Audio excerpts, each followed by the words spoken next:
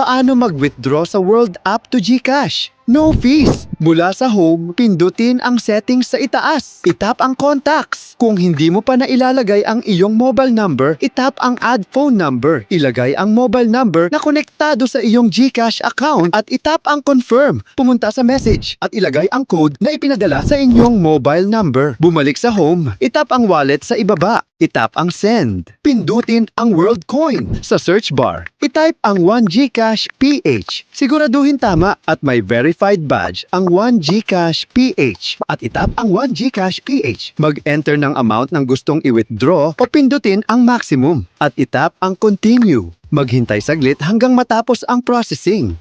Pindutin ang confirm send. Maghintay saglit, itap ang done. Pumunta na sa inyong GCash account at i-check ang balance mo.